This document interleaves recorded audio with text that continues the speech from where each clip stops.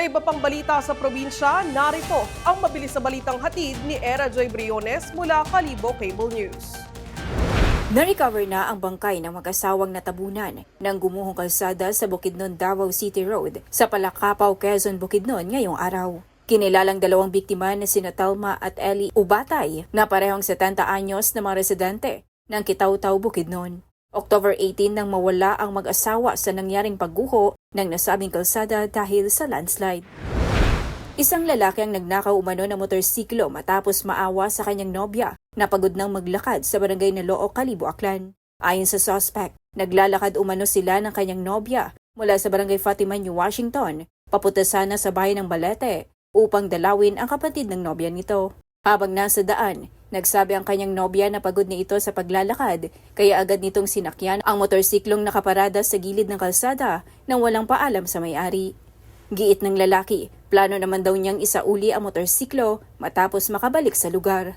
Gayunpaman, kahapon, Oktubre 22, ay nakita sila ng mga residente at inabol hanggang barangay Lawaan kung saan sila tuluyang nahuli. Nadiskubre rin ng mga otoridad na kilala ng suspect ang may-ari ng motorsiklo at nakasama pa raw niya ito dati sa trabaho.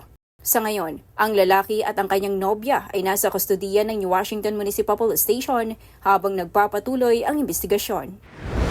Isang pampasaherong bus na may sakay na 37 na pasahero ang nahulog sa matarik na bahagi ng kalsada sa Barangay Iba, San Isidro, Davao Oriental, Miyerkules ng umaga. Ayon sa inisyal na ulat, galing ang bus sa Mati City at patungo sana sa Davao City nang mawalan umano ito ng kontrol habang binabaybay ang matarik at pakurbadang bahagi ng kalsada. Ayon sa sinagawang investigasyon ng mga otoridad, umiwas umanong naturang sasakyan sa isang motorsiklo dahilan ng aksidente. Ilang pasahero ang nagtamo ng mga sugat at agad namang nabigyan ng paunang lunas ng mga responding rescue team. Era J. Briones para sa All TV News, Channel 2. Nagbukas ngayong araw ang National Housing Expo sa Pasay City kung saan tampok ang mga abot-kaya at dekalidad na bahay na pwede niyong mapasakamay. Narito ang report.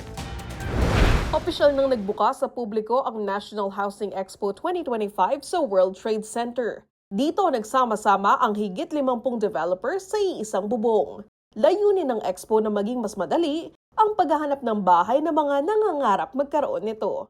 Isa sa mga maagang nagpunta sa expo, ang 54 years old na security guard na si Aris. Higit 20 taon na siyang nangungupahan. Nasasayangan tuloy siya sa perang napupunta lamang sa bayad sa renta, pero hindi naman sa kanya ang bahay sa huli. Sakit na rin sa social housing finance bulsa at sa mga sayang. Siguro kung naipundang namin sa mga ganitong sanang baka may sarili na kaming bahay. Ang sima naman na si Alvin nangangarap magkaroon ng bahay para sa kanyang young family. Ay, syempre, mahalaga para doon, lalo sa future ng anak ko. Para at least secure namin future niya, magkaroon siya ng bahay na pwede namin ipamahal sa kanya. Pangarap din ng 28-year-old BPO employee na si Kelly ang makapagpundar ng sariling tahanan para sa kanyang kinabukasan. Sa panahon ngayon po, sobrang hirap po kasi lagi na lang nangungupahan po. Tas parang walang silbi yung pera kasi parang tinatapon mo lang.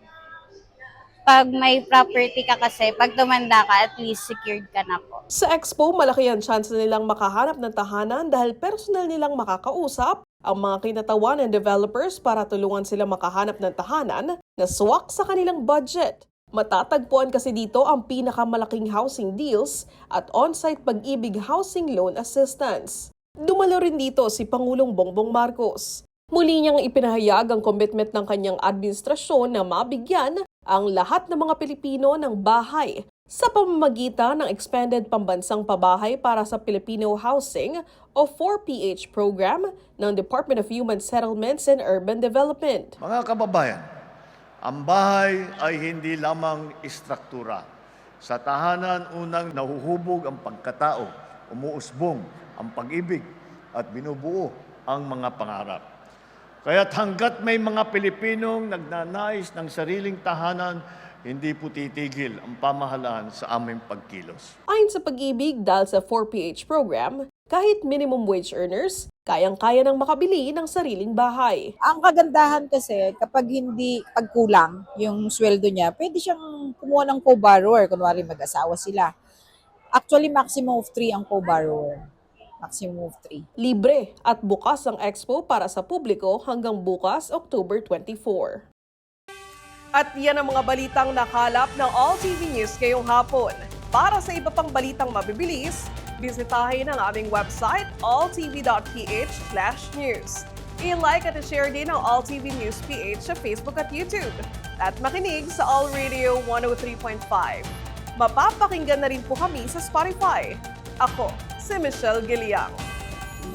63 days na lang, Pasko na!